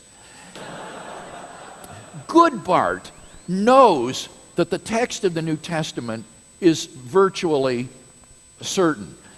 Bad Bart deliberately misrepresents the situation to lay audiences, to make them think that the New Testament is incredibly corrupted and uncertain. And it's very interesting that when the bad Bart is pressed on this issue by someone, he'll come clean and admit this. For example, I heard Bart Ehrman interviewed on a radio show some time ago about misquoting Jesus, and the interviewer was talking to him about how uncertain the text of the New Testament, all the thousands and thousands of variants that there are, and how uncertain it is. And finally, the interviewer said to him, well, Dr. Ehrman, what do you think the text of the New Testament originally really said? And Ehrman replied, well, I don't understand what you mean. What are you talking about? And the interviewer said, well, the text of the New Testament, it's been so corrupted as it's been copied. What do you think the original text actually said? And Ehrman said, well, it says pretty much what we have today, what it says now. And the interviewer was utterly confused. He said, well, I thought it was all corrupted. He says, well, we've been able to reestablish the text of the New Testament as textual scholars. So that he knows, and when pressed, admits that the text in the New Testament is 99% established. There's a good Bart and a bad Bart. That clip is going in the show. It's such a good clip, but it's true because it's so bewildering in the sense that, like, this guy's not an idiot. He's well read, he's well studied, he went to good schools, he's done a fair amount of scholastic work. He's not a dope, But then he writes something like this, and you just go, it's like, did you even proofread it? It's so bizarre to me. But anyway, getting back to the I am passage. So Moses sees the burning bush. It's the angel of the Lord. And so, among other things, Moses is making excuses as to why he can't go and see to go rescue the Israelites. And so one of the things he says is, he goes, this is verse 13. Then Moses said to God, behold, I am going to the sons of Israel and say to them, the God of your fathers has sent me to you. Now they may say to me, what is his name? And what shall I say to them? And God said to Moses, I am who I am. He said, this is what you shall say to them. I am has sent you. Okay. Well, with that in mind, let's now then go to John 8. And this is a very long passage. He spends the whole chapter claiming to be God, so you Yeah. can't just read. I mean, you could read all 40 verses of the second part of the chapter, but Yeah. I mean, it's right. So what's happening here is that, so first, I mean, the chapter starts off with the story of the adulterous woman. He was without sin, cast the first stone. Then it says, then Jesus again spoke to them And he's talking to the Pharisees all throughout this chapter. They go back and forth, him and the Pharisees. So I'll just skip to verse, say, 48. We should say something real quick about I Sure. think verses like 19 through 30. Yeah. They want to stone him after what he says. Right. And then it says, well, they couldn't stone him. We don't know why they couldn't stone him, or or why they tried to kill him. Well, but again, I think it's important, and yeah, we'll get to that at near the end here. So, starting in 48, the Jews answered and said to him, "Do we not rightly say?" I love it. It's like a racial slur, but we don't get it today. Do we not rightly say that you are a Samaritan, and you have a demon? You're demon possessed. So they get the racial slur, and then they accuse him of being possessed. So things are going well. Things are going great. It's like the dog in the fire. This is fine. Jesus answered, "I do not have a demon. On the contrary, I honor my Father, and you dishonor me. But I am not seeking my glory. There is one who seeks it and judges. Truly, truly, I say to you, if anyone follows my word, he will never see death." That's another grand claim. Then the Jews said to him, "Now we know you have a demon. Abraham died, and the prophets as well. And yet you say, if anyone follows my word, he will never taste death. You are not greater than our father Abraham, who died, are you? The prophets died too. Whom do you make yourself out to be?" Jesus answered, "If I glorify myself, my glory is nothing. It is my Father who glorifies me, of whom you say he is our God. And you have not come to know him, but I know him. And if I say I do not know him, I will be a liar like you. But I do know him, and I follow his word. Your father Abraham was overjoyed that he would see my day. He saw it and rejoiced. So the Jews said to him, "You are not yet 50 years old, and you have seen Abraham?" Jesus said to them, "Truly, truly, I say to you, before Abraham was born, I am." Big. Throw the hammer down. Throwing the hammer down, referencing Exodus 3:14. And again, how did they act? Therefore, they picked up stones to throw at him, but Jesus hid himself and left the temple grounds. And so once again, if he's just making relatively innocuous statements, why are people getting so bent out of shape? Back about how Jesus saw Abraham. Right. And this is one of my favorite verses from Genesis. This is from Genesis 48 when Jacob's blessing his sons, And he blessed Joseph and said, "The God before whom my fathers Abraham and Isaac walked, the God who has been my shepherd all my life long to this day, the angel who has redeemed me from all evil, bless the boys. And in them let my name be carried on in the name of my fathers Abraham and Isaac, and let them grow in multitude in the midst of the earth." Jesus was there for all these things. Yep. And that's what he's claiming to these guys. He says, I was around. I wasn't just around. I walked with these guys. I talked with these guys. I shepherded them. And they asked me to take care of their sons, who you are their biological descendants, but you don't know me. Right. Yep. That's it's just like, wow.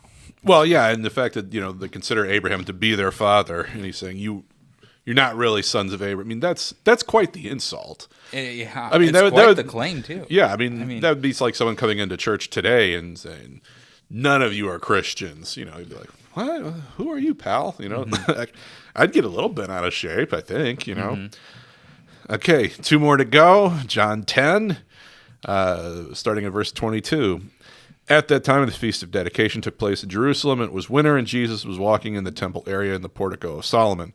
The Jews then surrounded him and began saying to them, "How long will you keep us in suspense? If you are the Christ, tell us plainly." Jesus answered them, "I told you, and you did not believe. The works that I do in my Father's name, these testify of me. But you do not believe, because you are not my sheep. My sheep listen to my voice, and I know them, and they follow me. And I will give them eternal life." Another bold claim. "And they will never perish, and no one will snatch them out of my hand. My Father who has given them to me is greater than all, and no one is able to snatch them out of the Father's hand. I and the Father are one." Verse 31. Then the Jews picked up stones again to stone him. Are you noticing a theme here? All right, and then the last one I have is so then this is again. We do need to. I need to give my one reference for this. Oh yeah, go for it. It's because Jesus does this weird side deal where he goes off to Psalm. He quotes Psalm 82, right? And then at the end of that passage, what does he say? Wrap it back around. I need to look it up real quick. Let's see here, John 10. 1 second, sorry. Yep. Fix it in post. He bookends. He books up in this weird thing with Psalms 92. With saying that if I am not doing the works of my Father, then you do not believe me.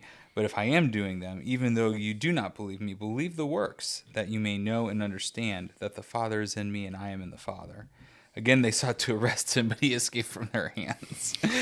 So he in this deal with Psalms 82 is he says like. So when they picked up stones to stone him, he said, have I not shown you that with many good works from the Father? For which of them are you going to stone me? The Jews answer him, it is not for a good work that we are going to stone you, but for blasphemy, because you being a man make yourselves to be God. And Jesus answered them, is it not written in your law, I said you are gods? If he called them gods to whom the word of God came, and the scripture cannot be broken, do you say of him whom the Father consecrated and sent to the world, you are blaspheming because I said, I am the Son of God? And this is this passage that confuses the crap out of people like us who have no idea what he's talking about. Back to the Michael Heiser thing. Episode 109 of his podcast, The Naked Bible Podcast, he explains this whole passage. It's really, really interesting. Okay. But what Jesus is not saying in here is that we're all gods, because that's what some people say. Jesus is saying, "Oh, we're all just gods," you know. And frankly, when he references the Word of God, he's talking about himself too, because that's how John starts his gospel. So it's. That's pretty interesting. Well, we'll have a link to that in the show notes. Well, I mean, and maybe this is incorrect, but again, hey, I'm laity. Get over it. But when I read through that passage, to me, I just always kind of took that as Christ sort of playing verbal sleight of hand in the same way that he would do when they were like, should we pay taxes to Caesar? And he kind of does some verbal sleight of hand, and then they're like, we don't know what to do. So that's how I've always kind of taken that passage. But the thing is I'm willing to believe there's more to it. Whatever he said, they didn't decide not to stone him. There's like, no, we really need to stone him. That's true. So it goes back to our actions. It goes back to action. Like if you don't understand what he's talking about, just look at what they're trying to do to him. Exactly. And so to finish this up, at least for me, John 19. So this is again, the trial. Pilate then took Jesus and had him flogged. It's not funny that Jesus was flogged. It's just, I love Pilate trying to like, what's the easiest way out of this situation? Maybe we just beat this guy publicly. I can go back to bed. So Pilate then took Jesus and had him flogged, and the soldiers twisted together a crown of thorns and placed it on his head and put a purple robe on him, and they repeatedly came up to him and said, "Hail, King of the Jews," and slapped him in the face again and again. Then Pilate came out and said to him, "See, I am bringing him out to you so that you will know I have found no grounds for charges in his case." Jesus came out wearing the crown of thorns and the purple robe, and Pilate said to him, "Behold the man." Ecce homo. So when the chief priests and the officers saw him, they shouted, saying, "Crucify, crucify." Pilate said to them, "Take him yourselves and crucify him, for I find no grounds for charges in his case."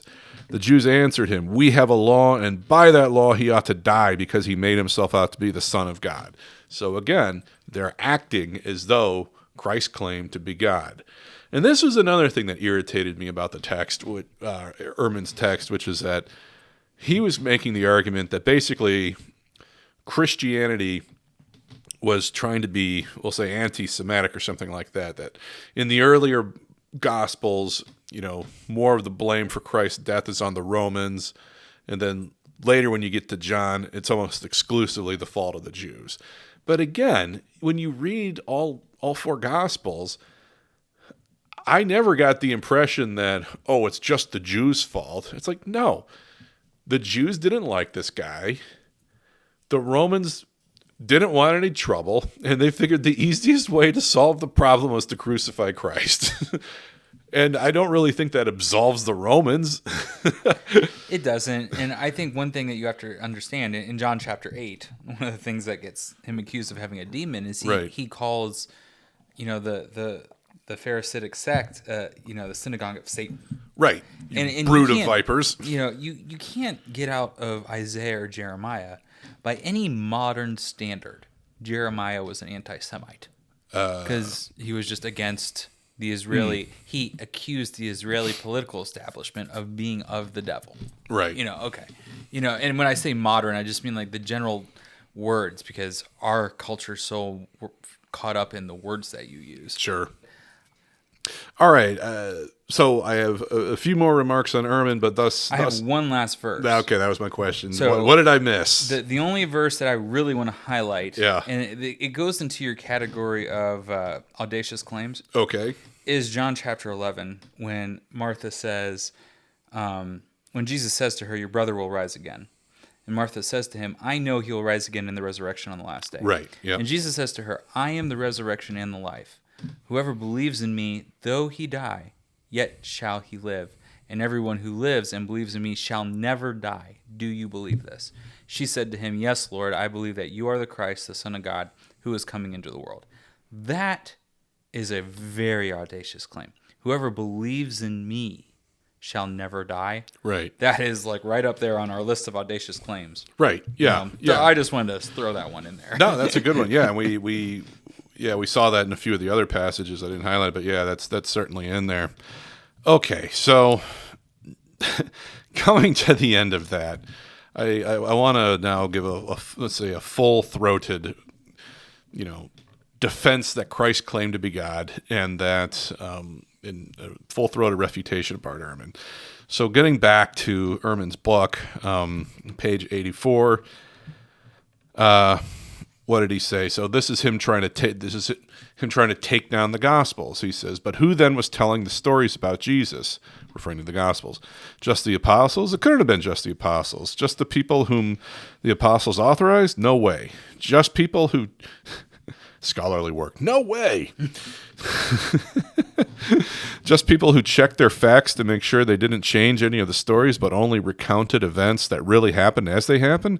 How could they do that? The stories were being told by word of mouth, year after year, decade after decade, among lots of people in different parts of the world, in different languages, and there was no way to control what one person said to the next about Jesus' words and deeds. Everyone knows what happens to stories that circulate this way. Details get changed, episodes get invented, events get exaggerated, impressive accounts get made even more impressive, and so on."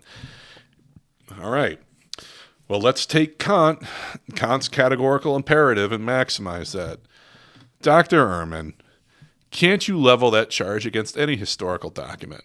And what's the duration of any historical narrative? Yeah, that's what I'm saying. And we could do that with the assassination of Abraham Lincoln. You could do it with almost anything. Right, but I'm saying, especially when you go that far back in time, before you distracted me with this terrible tome, I was going through an account of the Peloponnesian War, but are you saying that particular charge couldn't be leveled against the documents that came talking about the Peloponnesian War? There's no way that the Spartans could have only have had 300 guys. With really nice abs. Yeah, I mean, and okay. Well, anyway, I think abs aside. Okay, so then the next thing that I wanted to point out is, so Ehrman then gives his historical criteria, and again, this goes back to the conceptual landscape, that each of us has to be very clear in our own minds about what we're going to use as a test to accept the veracity of something and what we're not. So he has 3 criteria which he uses: the criteria of independent attestation. And so basically, if a story is found in several of these independent traditions, then it's far more likely that the story goes back to the ultimate source of the tradition, the life of Jesus itself. Fair enough. If something appears more often, you hope that it really is something true. Well, here's what I didn't like about this one. Yeah. Is that if you apply it to any ancient document. And that was my point. Yeah. I really hated that one, because how many things can we corroborate in ancient documents? Well, that's kind of what I wondered. Again, let's apply the categorical Can imperative. go to number 2. I Yeah. hated number 1. Yeah, Go to number 2. I hated number 2 more, and I'll explain why in just a moment. I mean, the problem is that all three of these things, if you apply them to any document of antiquity, I'm afraid that you're just throwing everything out. And I know we made this point previously, but I think it's worth reiterating here, given the nature of this text. All right, get to point 2. So point 2, the logic should be obvious. Christians could not have made up stories that work against their views or interests. If they told stories like that, it was simply because that's just the way something happened. This methodological principle is sometimes called the criteria of dissimilarity. It states that if a tradition about Jesus is dissimilar to what the early Christians would have wanted to say about him, then it is historically accurate. And so basically the criterion is if the claim of the Christians would hurt the Christians' message, then it might probably be true, because why would they invent it? I think in general I agree with that one. I mean, I agree with it. It's not the worst one. I agree with it too. Well, but does he give an example? wait. What? I got something fun prepared. I got something fun in store, Nate. But like to me that makes sense. But again, does that hold true for every historical document? And then the final one is, well, okay. Actually, though, not only do I wonder does that hold for all historical documents, but you also have a chicken and egg problem there, which is, well, Bart, how do you know what the Christians wanted? How do you know what the Christians would have wanted? And how did you figure that out? And did you apply that same criterion to that text from which you figured out what the Christians would have wanted? You got this weird chicken and egg problem. And so, again, it's just like our friend, who's that guy? Price? No, the guy I don't like from the 1800s. Hume. David Hume. Yeah, it's just like David Hume, philosophically sawing off the branch on which he's sitting, which is kind of basically what he's saying is the orthodox views of 2nd century Christianity. He's just going to assume were the orthodox views in 1st century Christianity, which we obviously assume, and then he's going to say if something is against that, then it was probably true. But it's all based on opinion. Well, this goes to the third point. Finally, scholars are especially keen to consider whether traditions about Jesus can actually fit in a 1st century Palestinian Jewish context. Some of the later Gospels from outside the New Testament portray Jesus teaching views that are starkly different from what we can plausibly situate in Jesus' own historical and cultural milieu. You're going to make me, I'm going to have to find the note for this. But Bart doesn't believe that any of the other Gospels, you have the 4 Gospels, and then you have, what do they call them? Not the Gnostic Gospels. The Gnostic Gospels too. He basically says that they're not historical. Mm-hmm. Maybe the Gospel of Thomas has some things that Jesus said, but all the other ones are just you don't have to take them. They don't have any historical information as it pertains to Jesus in them. Right. Well,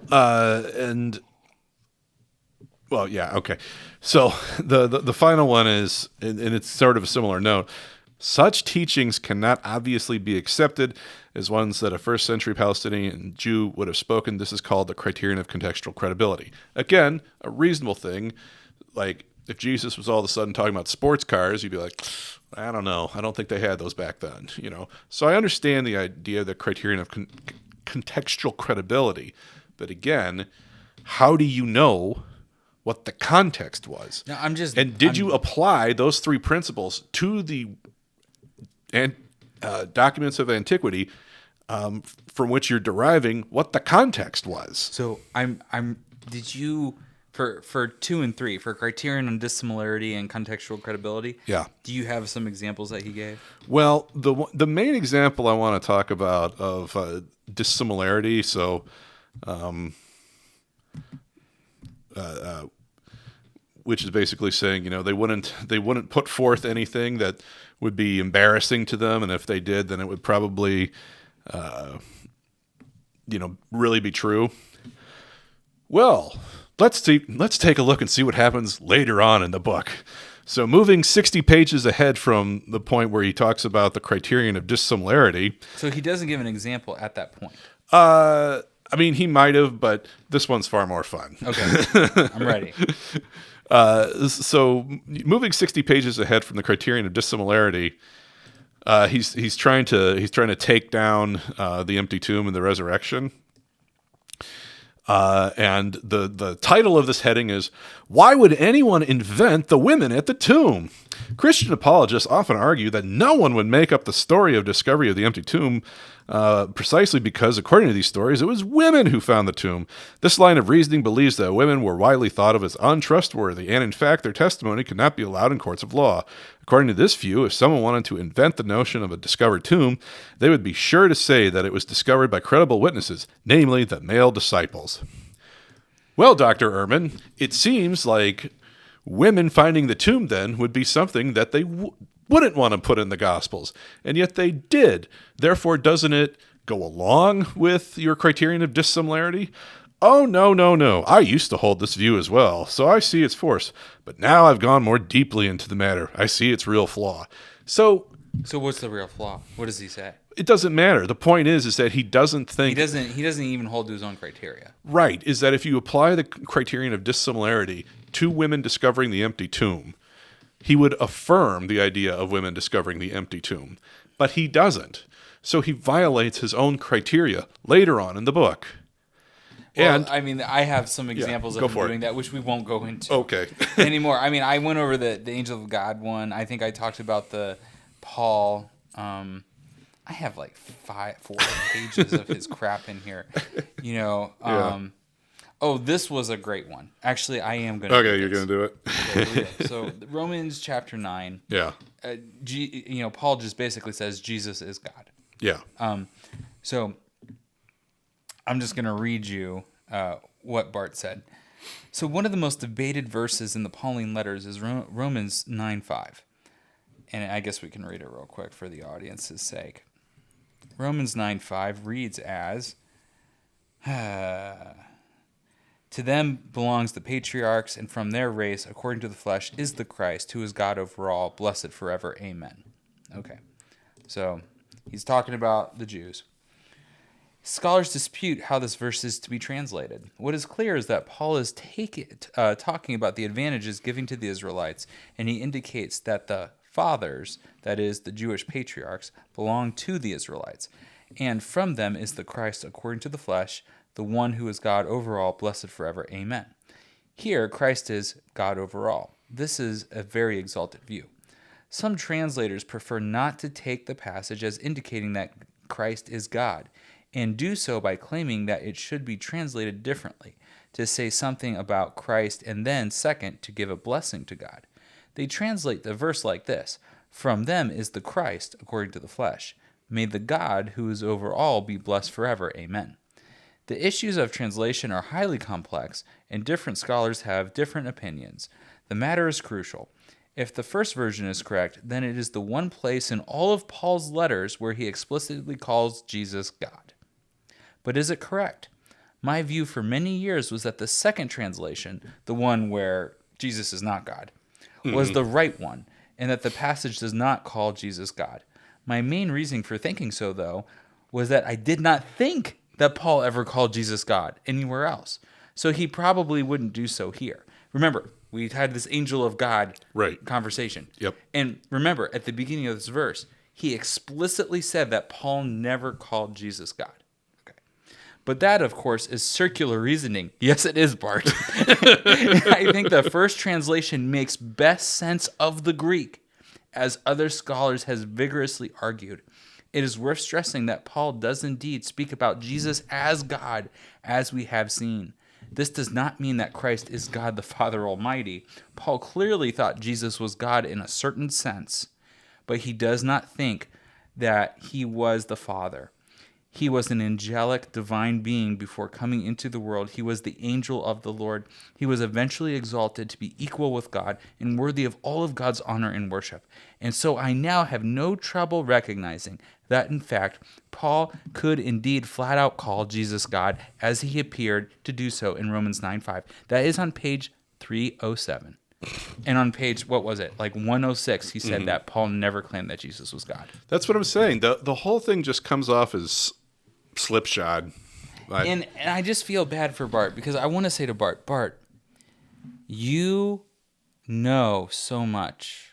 Like there's probably only a handful of people who understand, ancient Greek, especially in this time period, better than you on the planet. And you understand what all these people are saying about Jesus. You understand what Jesus says about himself. And this goes back to the importance of the conceptual landscape, because we all create our own tests. Sure.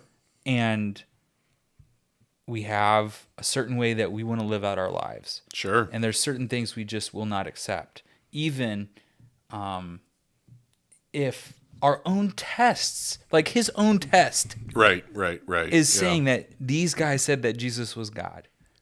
But he starts from the presupposition that they can't be saying Jesus is God. Right. Because that's what he wants to believe. That's what I'm saying. The whole thing smacks of starting with the end in mind and cobbling together whatever you need to go forward. So, all right, we've been at this a while. I think it's time to get to the punchline of all of this. But suffice it to say, here's what we have. I think at this point we've got, from last time, we are taking the resurrection of Christ is actually happening. And therefore we are willing to accept the miracles, because if you're willing to take the resurrection, the other miracles are certainly in line. We know from the Old Testament that there were other people who performed miracles, sometimes very similar to what Christ has done. Other people were raised from the dead in the Old Testament, like the widow's son. Food was multiplied in the Old Testament. An axe had floated in the Old Testament. That was Elisha, similar to Christ walking on water. These kinds of miracles were done in the Old Testament. But something very different is taking place with Christ, because not only is he doing miracles, not only does he rise from the dead, but he does it in a context of making grand sweeping claims, and in particular, claiming to be God. And so therefore, I think that we have to go along with our good friend C.S. Lewis and consider the trilemma. And so this comes from the end of chapter 3, book 2 in Mere Christianity. And this is what he writes. He says, I am trying here to prevent anyone saying the really foolish thing that people often say about him. I'm ready to accept Jesus as a great moral teacher, but I don't accept his claim to be God. That is one thing we must not say. A man who was merely a man and said the sorts of things Jesus said would not be a great moral teacher. He would either be a lunatic on a level with the man who says he is a poached egg, or he would be the devil of hell. You must make your choice. Either this man was and is the Son of God, or else a madman or something worse. You can shut him up for a fool, you can spit at him and kill him as a demon, or you can fall at his feet and call him Lord and God. But let us not come with any patronizing nonsense about his being a great human teacher. He has not left that open to us. He did not intend to. And I think that that's accurate, is that by Christ's claims alone, you've got the trilemma. He's either liar, Lord, or lunatic. But you also have the testimony of the miracles. So either, if Christ was not Lord, he was either a liar or a lunatic, who also just happens to be the luckiest guy that ever lived. Lucky for him, I guess, in the sense that he's lying and it just so happens he gets raised from the dead. Wow, what a windfall, or that he was a wacko, a certified wackaloon, and got raised from the dead. And that's the thing, is that because he claimed to be God, as I think has been clearly demonstrated in this episode, that leaves us the trilemma, liar, Lord, or lunatic. But lunatic and liar with the miracles is so patently absurd that I must conclude that Christ is Lord. And that's all there is to it. I think you got to read some of these quotes you got here at the end. Well, those quotes are so there was a fellow who this is Kyle Barton in 2012, and he lovingly put together he makes the point that the trilemma is not unique to Lewis, and that you can see shades of it throughout time. And he actually starts with John the Apostle. He pieces together some scriptures. So John 8:55, if I say that I do not know him, the Father, I will be like you, a liar, but I do know him and keep his word. All right. Many of them said, he has a demon and is insane. Why do you listen to him? And then Thomas says in John 20:28, my Lord and my God. So the Apostle John laying forth the trilemma there. Sir Thomas More, for surely if Christ was not God, he was not a good man either, since he plainly said he was God. And maybe we'll give some... I think the key word there is plainly. Right. He plainly. Yeah. Sir Thomas More thought so. And I'll do the last one I'll do is Chesterton. There's a bunch here, and we'll put them in the show notes. This is Chesterton. The impossibility of letting in daylight on a delusion does sometimes cover and conceal a delusion of divinity. It can be found not among prophets and sages and founders of religions, but only among a low set of lunatics. But this is exactly where the argument becomes intensely interesting, because the argument proves too much. Nobody supposes that Jesus of Nazareth was that sort of person. No modern critic in his 5 wits thinks that the preacher of the Sermon on the Mount was a horrible, half-witted imbecile that might be scrawling stars on the walls of a cell. No atheist or blasphemer believes that the author of the parable of the prodigal son was a monster with one mad idea like a cyclops with one eye. Upon any possible historical criticism, he must be put higher in the scale of human beings than that. Yet by all analogy, we really have to put him there or in the highest place of all. Man, Everlasting Man, page 129. I'm not there yet. Everlasting Man, it's a great book, man. Chesterton's Apologia, fantastic works. Well, I think, I don't know. I mean, we went really hard on Bart. We did. We went really hard into the scriptures. There's a lot of stuff that we didn't cover. Like I said, I made Ian want to turn this into like a 6-episode series. We didn't even get into all the Old Testament stuff where God is showing up in the flesh or showing up visibly, and really that is just is constant in the Pentateuch and in the histories. Yeah, and the people who in the first century, the Jewish people in the first century, were waiting for someone like Jesus, and they would have understood the concept of God in the flesh, which it gets a little bit lost in our modern framework, even of like modern Christians when they read the Bible. They don't see it that way per se. But if you do understand that whole context, it's impossible to miss Jesus' divinity. I'll just say my biggest thing is like, how do we differentiate ourselves against people who are, the Mormons, Jehovah's Witnesses? Right. How do you read the scriptures in such a way, authoritatively, to drive the point home? So I am very interested in that type of deal. And Ian is just like, well, just look at the actions that they're taking, and that kind of fixes the problem. Action, baby. But I think...